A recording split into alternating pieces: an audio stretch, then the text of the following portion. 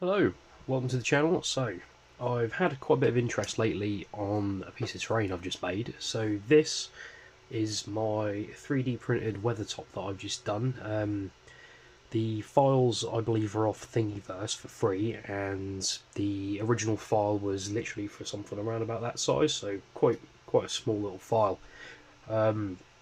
Obviously it needs to be repurposed and resized, so what I did was I used the split version, so this is 4 parts. Resized each part to about 215%, I think, original size, and you come out with this. So I always wanted this piece of terrain for many years. The only ones that were available are the Forge World one, and also the store one I think they used to have, where it was just a half for display purposes. As soon as I saw this file, when I first started doing 3D printing, I was like, I'm going to have to download that, and I will eventually make that at some point in the future. Not too bad of a kit to print. A few bridging issues. I didn't use supports on this, mainly because in my experience with 3D printing, I've never really had to use supports. They tend to either get stuck, can cause issues if they come off. I've had multiple prints fail before when supports have come loose and started moving around and just literally destroying prints. So with these prints, this was 4 individual prints, so in quarters. Each one of these was around 19 to 20 hours per print. Just obviously mainly because there is a lot of detail, and as soon as it gets up to around about this level here, where can you see it on there? So this level about here, it then starts having to skip to different sections going back, so that does take quite a while for it to do. None of this is straight. All of these individual bricks are curved and wonky and really nicely detailed, so I'll just give you a little bit of a spin round of it. So although this is pretty big, it's still not the size that I want it to be. I've been wanting to obviously have a full scale size, so I'm going to be wanting to do roughly around about 240%, I think, 250. It's still pretty big, it can hold up on a table. It'll look nice on a game table, on top of a little mountain maybe, or a little, like a little raised hill. It'll look good, but I do want it bigger. So what I'll do is I'll show you for scale. So this is a Minas Tirith bowman. So that's him in the middle. So he is still quite. There is still quite enough space. If I get another one, there's still enough space to have a proper fight inside. You can go up on these bits here. You can actually go through the doorways and things. But having it at a bigger scale would probably be more beneficial. So, as I said, this was printed on my 2 Ender 3s. They are not the basic Ender 3s that you just go out and buy off the shelf. I have upgraded the extruders, the hot ends. They both have silent motherboards in them as well, obviously because I don't want them things clacking away and churning until stupid o'clock in the morning, because they are loud, the stock versions. And I would highly recommend getting the silent motherboard. I've got one going in the background at the moment. It would be incredibly noisy if I didn't have that motherboard in. I printed these at 3 walls.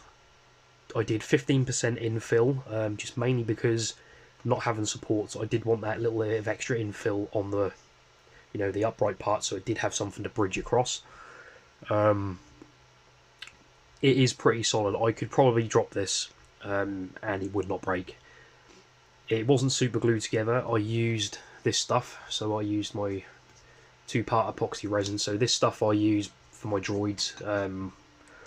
I have full-scale droids and things like that, and full-scale Astromechs, so I use that to bond the 3D printed stuff together. Once it's stuck, it will not come apart. If I tried to break this in half, I'd probably end up just ripping it to pieces trying to get it apart. Once it was glued together with the epoxy, I left it to set overnight, because even though it is 5-minute epoxy, it still is quite tacky for a good few hours afterwards. Left that to sit, come back in the morning. What I then did was I got some, if I can find it, went to Poundland, got some of this stuff. So this is ready to use instant filler. I then mixed that at a ratio of about, I don't know, I'd probably say 2 or 3 teaspoons of, I'll do it in tablespoons, the big spoons. We'll say 5 of those to 2 parts PVA glue. And then what I did was just literally got my bucket of sand, took a good handful out, sprinkled it in, 2 of those, 3 of those, whatever you want to use, mixed it all in so it was like a really quite sloppy porridge consistency.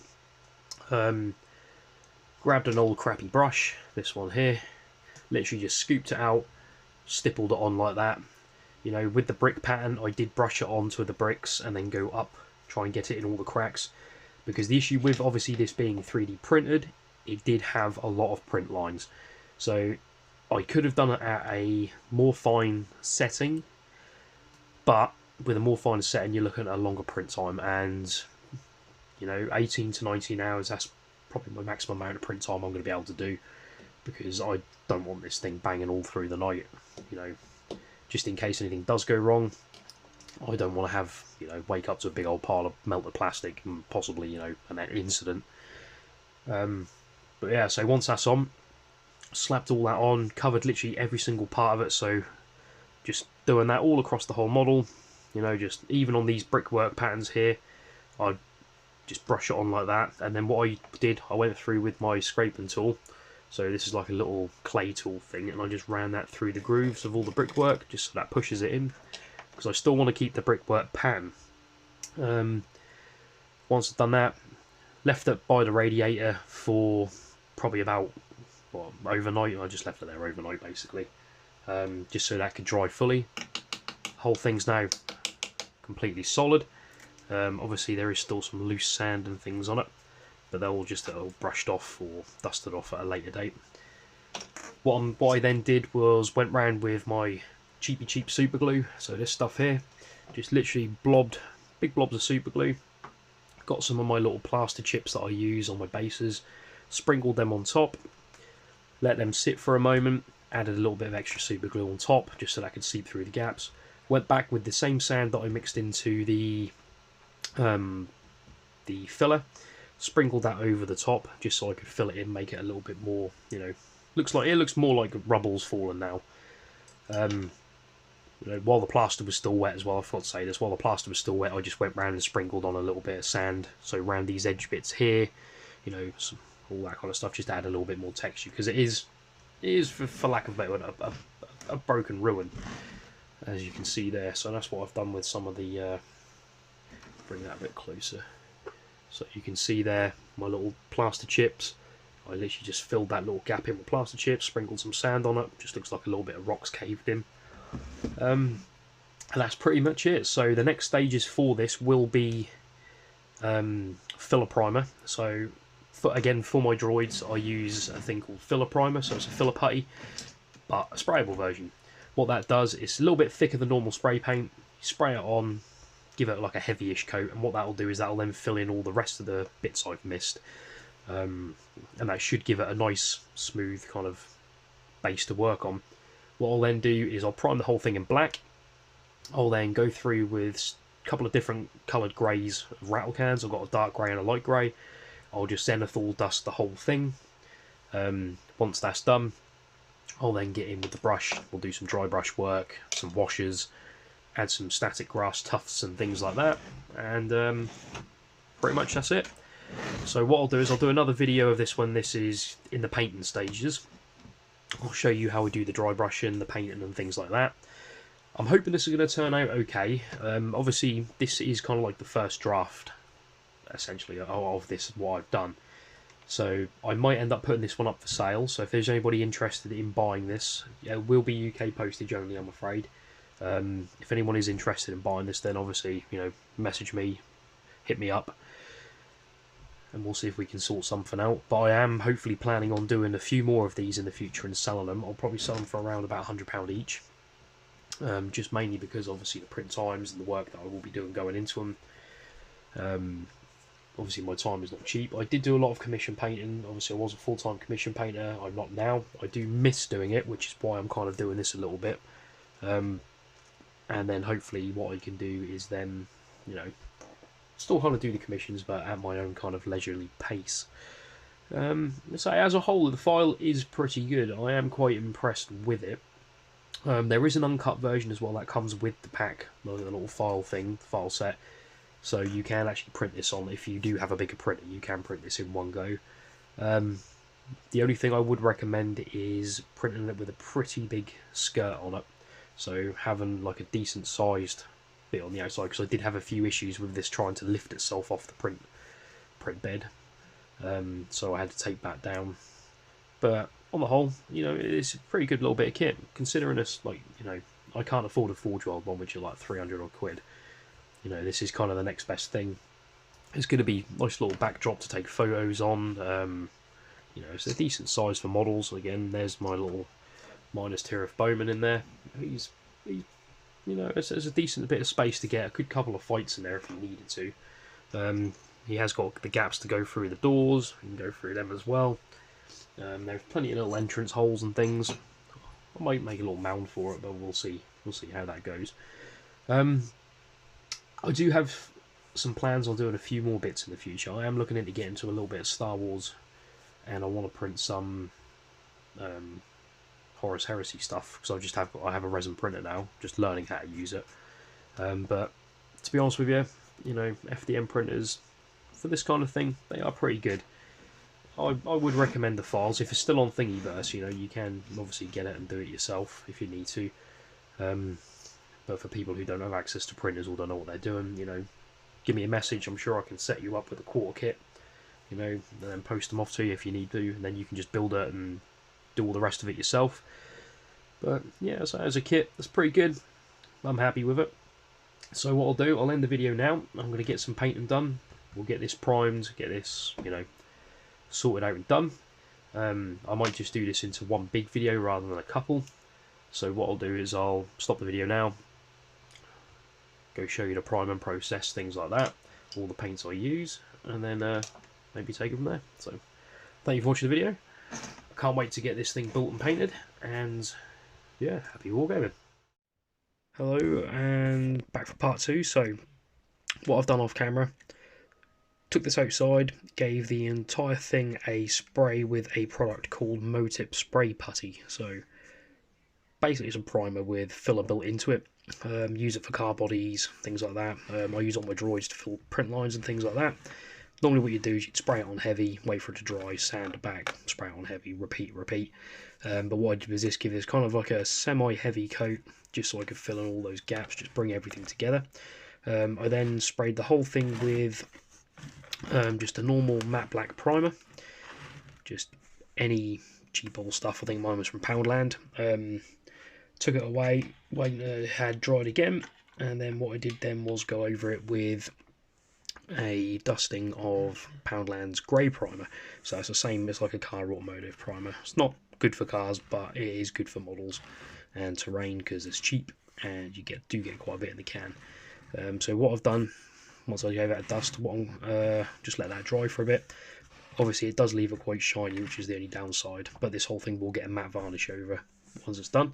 What I'm going to do now is I'm going to go over the entire model, and I'm going to give it a pretty heavy dry brush of this stuff, ash grey, and then I'm going to go over it and do another heavy dry brush with Spaceship Excelsior. So I'll be back in a second. So welcome back again. So this is part 3. So what I've done now, just gone around the whole model with this little colour here. So this is ash grey. So it's essentially it's the same as, I think it's called, what's the grey one? Can't remember what the grey one's called from GW. It's around here somewhere. Administratum grey, that's the one. So it's basically the army painter equivalent of Administratum. Just going around the whole of that, dry brushing the entire thing. What I'm doing now, I'm now going around with this colour, so Spaceship Excelsior. So this is kind of a lighter version of grey. It's like a grey white. We'll call it a grey white. This is just so I can bring out the extreme highlights. So I'm just going around this. I'm not doing a heavyish dry brush. I'm just going around and just, you know, doing it gently, nice and gently, trying to bring out some of the stone pattern and the stone textures. Mainly on the edges, you know. It doesn't take a lot for this colour to work in.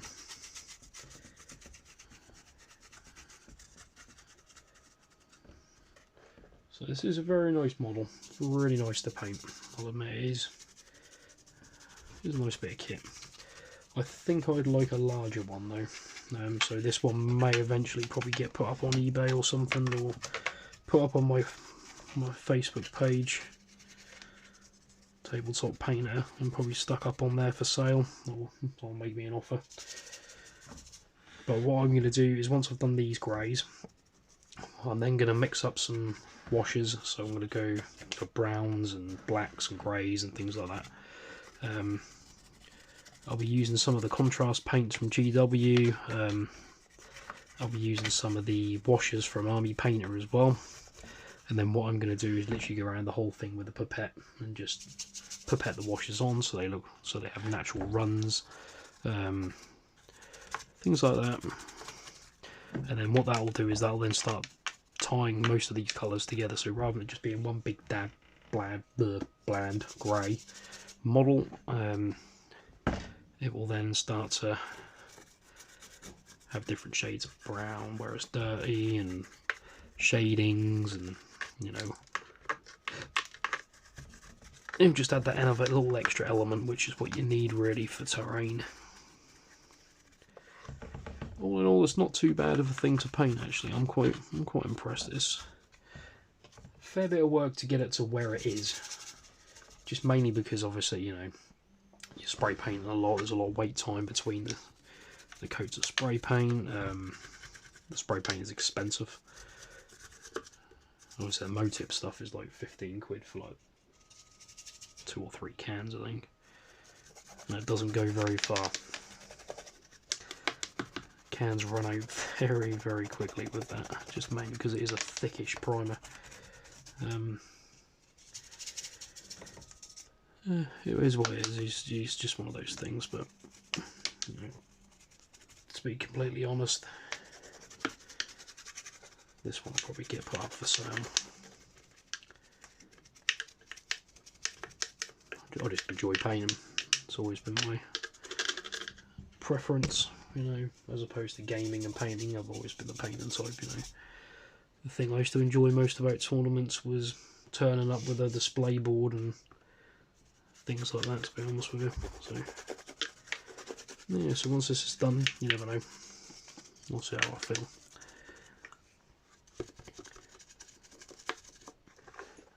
Starting to come along quite nice now. You can see where the different greys have started to bring out more of the stone texture.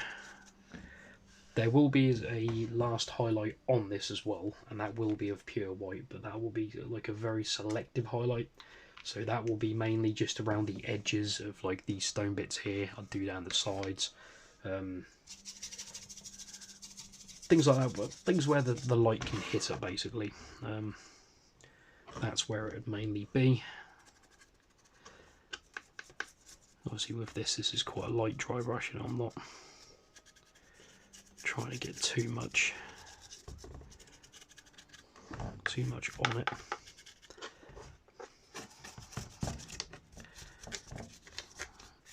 We're just using this to bring out some of the detail. So obviously in an ideal world, you know, I would have the Forge World version sitting right in front of me. My arm would be killing me right now because that thing does weigh an absolute ton. I've painted Smaug.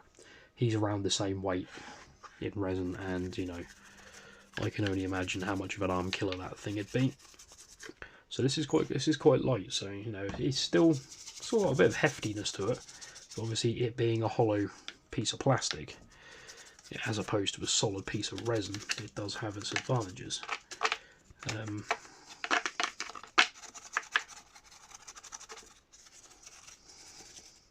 You know, it is a lot easier to transport. It's a lot cheaper than a Forge World kit as well. So you know, any damages and things like that, you're not really going to sit and cry. Obviously you would if it got damaged or broken, but hopefully that wouldn't happen. But all in all, you know, I am quite impressed with this kit. Out of 10, I'd probably give it probably an 8 or 9. obviously depending on how well you do finish off the kit, so you know, painting a base and that type of stuff,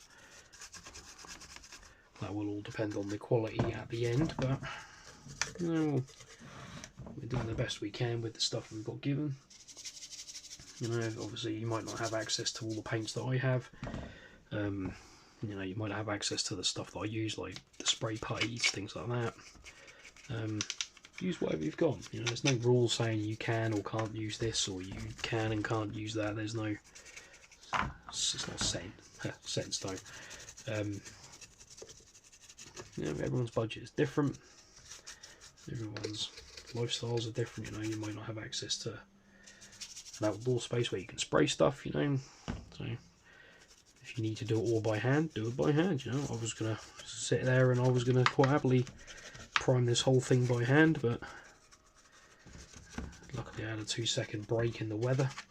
Still absolutely freezing outside, so painting this I was shaking a little bit because I'm doing it in a t-shirt. I couldn't be bothered to put my coat on just to go outside and spray, but didn't really get spray on that anyway.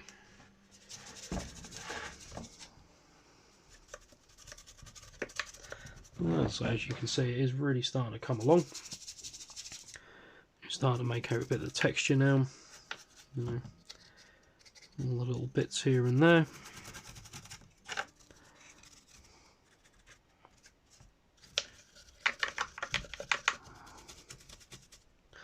And I think we're now ready for the white. So as I said, what I'm going to do with the white, I'm just going to do a very light coating of it. So whereas these ones are still quite heavy-ish, the white will just be used to mainly dust certain areas. I'm not going to bother to wash my brush, and the white I'm going to use is literally just a normal matte white from Army Painter. So in my opinion, this is one of the better whites available on the market. This and the matte black that Army Painter do, they are pretty much my go-to colours for white and black. I'm just going to get some of this on the brush, and then what I'm going to do, I'm then going to take this brush, I'm just going to dab it slightly onto my cloth down there that I use for painting, and then we're just going to go around and do a very quick, just dusting around the edges. So this is just to add that one extra highlight. Not that far of a step up from the last grey that we used. So as you can see, I'm literally just dragging it over.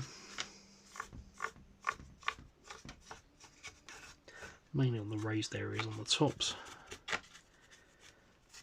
This is just so when we do put the washes on, there will be that little extra bit of white. So things like this here, you know, these steps, you just want them to stand out a little bit more. So what I'll do is I'll just go around and just pick those out. So all the little 3D details, like the edges of walls, tops of these, the little steppy bits, and some rocks. But mainly things like these stairs here. As you can see now, that's just brought that out quite nicely. And just archways, the insides of these. So I'll do that again on these steps just here. So I'm just going to run the brush just along these, across the top of them. I will give the inside of this a quick dry brush with it as well. So I'm not wanting to do the whole area, just wanting to do mainly the middle section. Sorry if I keep going off camera, it's very hard to do it with the camera right in front of your face.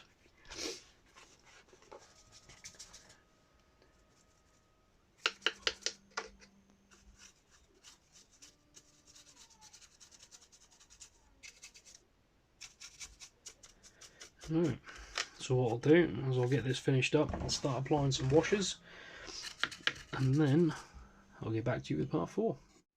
Hello, so what I've done now is I've added the washers. So it was a very stark and bright grey before the washers went on. So I'll bring the light down a little bit. Probably can't pick this up on the camera because my camera's crap. But what I've done is I've literally gone rounds and I've watered down a little bit of green tone from Army Painter, some mid-brown, and what I've done is also I use some of my own homemade 50-50 wash. So this is just strong dark tone 50-50 one ratio with water. What I've done was watered them down heavily, just so you can still make out the pigments. And then what I've done is I've stippled it all over the entire thing, but I didn't just do one colour then another, so I'd alternate between putting the brown on first and putting a bit of black on, bit of water on the brush, washing all that in as well. Did that, went around the whole thing doing that, getting all the cracks and stuff. Add on a bit of green tone as well. So what I've done with that as well, just watered that down ever so slightly. Just gone round and put that into the cracks. You probably can't see on here, but there is actually a little bit there. Yeah, just ran that around the edges between the cracks of the pavement bits, just to give it that little mossy green look. And yeah, so I'll let this dry. I'll add some tufts and things and some models, and I'll see you back on the next part. Welcome back. So it's been probably about a week now since I applied the washers. They did take probably about a day to dry. Didn't really have the effect that I was going for. When they did dry, you know, it did tone down the whole thing quite a lot, but you didn't really see any of the details from the greens and the browns. So what I ended up doing was, obviously once Christmas had finished, you know, all the festivities and things like that were out of the way, I rebuilt my airbrush, got that out, went over the model with a few colours. So I will show you these now. Let me just reach in. So I first of all used the Vallejo USAF brown. So this paint here, I put that through the airbrush. Did some random spots. So you'll notice, like if I lift the model up a little bit, you'll notice you can see little patches of brown on the model.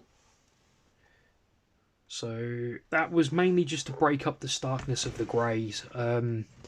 Being grey, you know, being the whole thing being grey, it just looked very bland, very boring.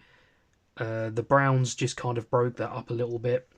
Focused it mainly on the areas where it would naturally build up. So like in rock crevices here on the centre part, you know, all the wind's blowing in, blows all the dirt to the centres. The mud areas, the areas of little rocks and things that I've done. Doorways, cracks, crevices, like down here on the little path area. Just gave them, you know, not I didn't go too heavy. I put the airbrush to like the lowest setting, so it was barely letting any paint out. Just doing that on a few areas, gave it a whole, like, just a quick going over. It took probably about 25-30 minutes, I'd say, to do the whole thing with the brown. I then used the black as well. So I used black, the Army Painter, the Vallejo black. Put that through the airbrush as well. Didn't even bother cleaning the airbrush out, just kept the brown in. That way it'd be kind of like a bit of a transitional colour. Shot the black through pretty much this exact same way, but what I did for this was try to focus in the areas where there would be shade, shadow, so like underneath these areas here, on the tops of these areas, just to darken them down a bit, in the cracks down the sides, all the stair area here and here, so where all the steps are, just spraying that into the gap to give that a little bit of a shade. I think it worked quite well. Did a few bits on the centre area as well, so I sprayed some of the centre out, just gave that a really light dusting just to darken that all down a little bit. Once I'd done that, that probably took about 5-10 minutes. I then added a few tufts, so I've got some little Army Painter tufts here, just got some lichen or lichen or whatever people call it. Just added a few little bits there just to give it a little bit more of colour, you know, a bit more detail. It's a really decent. It's come out really well, actually, a lot better than I thought it would. It's been been a very fun build to do. I've now got a display cabinet back in my office, so I'm actually going to, when I get my extra shelves come in from eBay, I'm actually going to put this onto a shelf on its own, and I'm going to paint up my attack at Weathertop set with the 5 wraiths, Aragorn, and the hobbits, and the little campfire. Set that out on here, have it displayed out on the shelf, so I'll have all the 5 ring wraiths standing around this part here, the hobbits all here, Aragorn there, fire in the middle. It's been a bit of scenery that I've wanted to have in my collection for a very long time, and I've been very, very happy to be able to add this now. It's been a very fun build actually.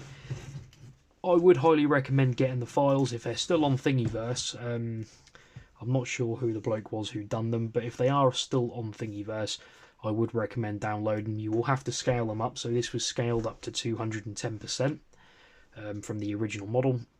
And this was printed in quarters, as I said earlier on in the video. As you can see on the bottom there, that is pretty much the way it looked when it started. You know, it's been a very fun build. It's a great way to start off 2023 with a decent, you know, build vlog. I personally will probably attempt to do another scenery piece. I'm thinking maybe amon hen, because I do have the set with the Uruk-hai Scouts, Lurts, things like that. So that would be quite fun to do a little diorama of that. I'm wanting to do a little diorama as well of a little Rohan village, or like using one of the Rohan houses from the GW range, because I do have a Rohan army that I'm going to be doing this year. I'm very much goal orientated now with the hobby. I was in a bit of a slump for about 6 months. I'm now kind of over that. I've got loads of big plans set out for the year. Me and my friends, we're now going to start gaming a bit more. We're going to start doing like a Tale of Gamers type thing where we're going to be building stuff and having these types of scenery, you know, to be able to put on the table. It's going to be fun.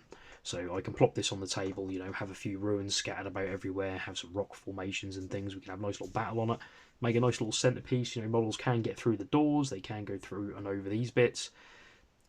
I am tempted to put it onto like a little foam base, as it were, so I could like plop this on top and then have it like raised up a little bit off the ground. That would be quite fun with some, maybe like a little stepped area to go up and down. I won't be doing that yet. I'm going to be working with all the XPS foam quite later on this month by setting up. I'm going to start all my armies on parade board, so I will be doing a vlog on that as well. But it was a very fun build. I've enjoyed it. I hope you guys have enjoyed the video on how I've done this. It's not hard to do. It's just using a lot of basic skills. Once you know what you're doing and you're kind of on a roll, you can just essentially crack on with it and get it done. It won't take long. Once the prints are done, you know, you've epoxied it together. The texturing took minutes. Well, I'd say minutes, probably about an hour. It's a lot of this has been drying time, obviously working with paints and washes and things like that. And Christmas didn't help as well. I had to postpone it because of Christmas. But yeah, so I hope you enjoyed this video. I will probably do another build video when I do my Rohan. I'm going to do a build vlog on my armies on parade boards. So I'm going to be doing Necromunda and my Grey Knights. So I'm going to be doing a big type church type building for those. And yeah, happy wargaming, guys. Welcome to 2023, and let's get this hobby year started with a bang. We'll see you soon.